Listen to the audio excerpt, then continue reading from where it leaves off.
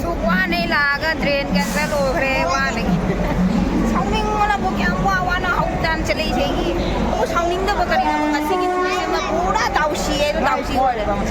Wana na mala ke janing kra ba. Sai na chalo ge. Bye bye. Free lite. Bye bye. Jaura ba ma helmet su pa lai ne. Aya. Kumo na. Helmet man na gyan men ta de khar sa khalaga. Video aja kape. Nah, itu sih. Best tadi. Ada yang mentelah, matam sumangnya, ada bisa sumang ba, ada ica susalok daba, kayak bukan ada. Real same. Haro tare. Aku mi kanam terlait deh di sisi ke station je.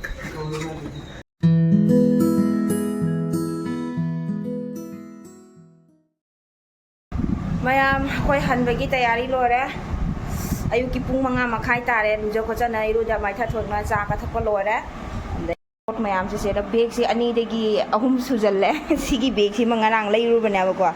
bazar de gi tawraga leiru bani bag se pochai si chandre dana ado se bag ahum sure oji ta do na thingani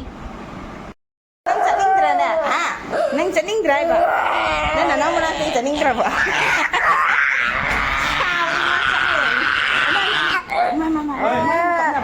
mi chắc khi có lại chạy la mà chalo này cặp gì vậy tao biết la chắc xí la thiên này mà cặp gì hả chị không chalo này này đây nè nào chalo kia bye bye free lite bye bye ấy xem đến sang cái này dòng đi tôi tum mau là bắt tengah ini tôi jung free ke dalam ti nanam leh orang ko nene chalo ke chalo pas scooty tu ngai 60 dah putus lah tu mana scooty tu thilan ha sekali do mayam khoi chatle hauji khado ta do na gari da oina thinbire station bo ado angang di keno na moi ge kakana scooty da pura lani ma si kapi ba chaloi ai dena ada khoi hauji Guwahati station jangjale jaure kuli mayam jina tawri si ngai le ni pochai ni thang de do Guwahati station hauji jaure Jaura ba ma helmet su pa lai ne aya kumo na helmet u pa lai la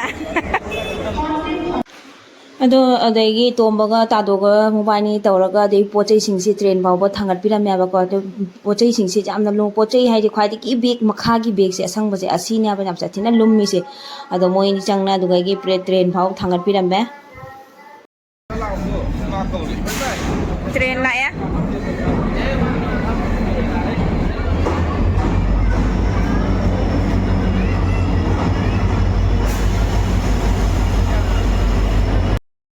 moi thangat pira me de han ghara ni train tha dre de halla ni han dora सोने के लिए कोई problem नहीं है बैठने के लिए seat होजी train थागत ले तो चले कोई mayam दिल्ली जावदबा पुंखाय मवाली बा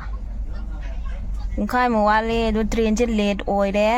ते तरा मखाय दा थुंगदबा ट्रेन दो होजी पुंग ani तारे खजाम लेट ओइरे ट्रेन से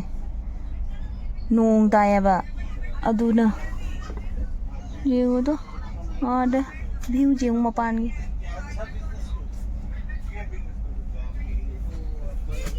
kam tap chali no trains New Delhi jaura sathi na late oina jauri ne pung ani makhai tare toisu yung khai tare ba this platform number 15 da बापरे वांदा थोंगदा दो platform number 15 दा थोंगे हजिता जावरे में हम क्या वाना ngai रखी जानो पाई चिंगे काने जादे मा चिंगे पूजा करे से मपाना सोंदा बेक पोसल फुंग हो मगाई तारे अकोनी से साक जाबे के लाई चंगाई हां चिकन थाली to the restaurant change sna sak laman dan gyan men ta de khar chakhalaga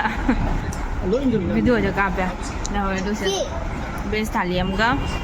ek thaliam ga laura maya mai di wa man dana karim video ko semning re ekdam da wa bada bo muk to lore sandagi hoji mamsa le akoi chak cha ba si pung ohum ta re sak sa bada adgai gi chak cha ra halaga alaman dana sa khan cha thore halaga de gi luja mai tha thok tana senigram ga da hoji lei pothari hoji atang potharaga rest tau gi ge na ta di sa che jara roi amata journey to bai je pajana wai aduga mayam asina nongan ba bagine ba kan nongal laga akoi se nongma leiri na ba senigram ga da do koi ba chathori ai tana se dress se tawsalle adu so agra da koi chathori ai ne to ni nangmura nangdarba du di khangdre ko adu dum mayam jingminarasi agra satpagi hey lo khujale agra satpai train ngari koi tasmal ko ru ge tol khangde hathwa tu tawtana thokle waswa bana lo nang ngaroi adana hong tha selak pada koi train ngai maya ma khoi se koi be nai ne lak ti lai ba ko Delhi jana ado thing mana pung kai no ha Delhi jana agra da chapagi koi ba lak do ado agra do di ngom da thungani na ya ba ado ki akoi ki train se na pung ni pan khai ki train ol ga da ba ado pung ngom taraga thungbo oi ba do na ado amu koi be matam go lei tre phang tre ba aduna akoi mathura da oi na kumthare mathura da kumba ji su pung ama ani makhai ta ya tra ani oi na ani dwai ta re thung ba da ado di koi ba ka matam amau phang tre sum koi tre dum jau ba ga do dum akoi dum lai hoji laga hoji koi cha lamben khai bok ta hoji gari tawraga lamben khai bok ta lepa ga hoji cha bai changa I pung mari ta re hoji cha tai de pung hum makhai ta re adum thok le koi ba ka koi rak tre tem pisa manga dum to adu bandu da asina kaino alu chole asina kaino sina best sabji mix base asina tan lai re sina salad lai re chak to fried rice hai hen porkani wa bala su si re thangda ko na laga padana din nama lai bagi mathau ta ya ba ko koi di dum masi gi din se chat khan ga da ba oi bani na do matam se amu ya dre ba adum are ma da laga matam mang ba matam su mange ade pesa su mang ba ade cha su chalok da ba kai dum kana de yang wa ba su wa ha sang nga ta ko tha o akoi haji ko jodri ne pung taru sandagi pung taru makhai taru khele pung nipan makhai gi train ni taret mung ta ne jo boda koi koi ram di si bu si ni jo koi ta dik lambe ne chali Delhi budi change aba ko ado chatli akoi haji pung taru makhai ta do re jodri di ko koi ram di ma matam bong nang lo pung nipan makhai gi train nang na ro koi ram di ngasi gi din di pura bekar da ta re ayo ta re karim ho ba di koi su koi ho da ba adagai gi chaluraga matam sumang ba wa su wa ba haksang su wa ba matam sumang ba pesa ting ba karim su koi rak tare sakka da de wa ba na su lore sanda ta re do nung su kat na ta ri jau ba se pung tare mu ta ne na ha ba jau da ba se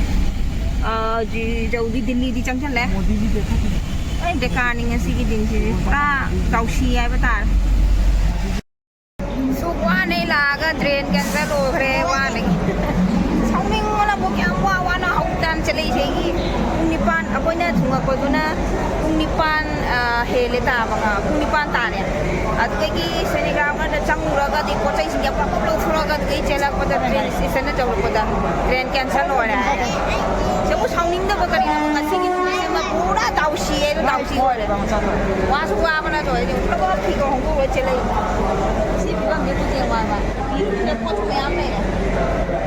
我出来了，西部我自己弄些，反正当时你讲起，搞冇呀对不？啥个自己唔知，哇，不给批判的，唔做不落了，干嘛都做那很的好些。哈，看着。Hndakki journey se fazana dao yade wa ko ji कोनोरकम तौना train से फंगदी fungi लाए अखोई की तोंगदब train दुदी cancel होइख्रेदना अदुगा मथंग अंको मु ट्रेन से इंदौर चटपगी ट्रेन से पुंग अमदा लाकदब ट्रेन से खाक लेट होइना लाए पुंग 3:30 तारे लेट होइना लापा कया वाना खांगना लैगी अस हंदकी जर्नी से फजना मौंग चादे को हंगरंदा तौबसु चखिबसु हलकबसु मौंग अमता चागिद्रे उफ उपाय लेते कोनोरकम तौना जौदी जौदोरे अदो जी अयुकी पुंग यानो ताइजिबो इस पुंग 4 ताथोरे पुंग नोंग नोंगाले तु सा सा वामंदना हिपनरी याम जौरगा जंगनजरागे इंदौर जौरे मैम हौजी त पुंग 4:40 तरा तादे तौरे इंदौर जौरे इंदौर कदाइनो इंदौर इबो उद्रे सोनो वाइदा जौदी जौरे इंदौर पोचै थांजारी पोचै लौवा चकी अमा खासेदी पोचै पुनो पुरे खरा मा स्टेशन द रील से मी तौयो मोबाइल मखा थमा काला काला चप्पीदो मफम स्टेशन रील से मी हारो तारे अखोई मी कनाम त लैत्रे हजी के स्टेशन से खोई जौरे जुम ओइ मा लाक्से सिरे तौयो कनाम लैत्रे फाइनली मैम जुम जौरे रूम जौरे वाबना लोरे तौरमी तो फी सिसी हाइगटना थरमी मी लोइना फी से लोइ ले पुसो इसा से इस पुंग 11 ता पुंग 11:30 ता मा खो पुरा जौरे से 11:30 नि ताइ से चाक अमता चारक्रे नंगना बाइना जांगना जौरकपदा नि चाकसु चानिंग मा बौ पोक दे खंगा बांगा सागी ट्रेन दा चाराइ बजांग याइने थुक थुक लावरे नुंगाइत्रा बे इसा से अदो जुम दा फजा तौना इरोम तौथारा साथारागे मयाम ngasi वीडियो से स्वाइ से सुम लोइसनजरागे नेक्स्ट वीडियो दा मु थेंगनरासी लोरे जाद्रे बाय बाय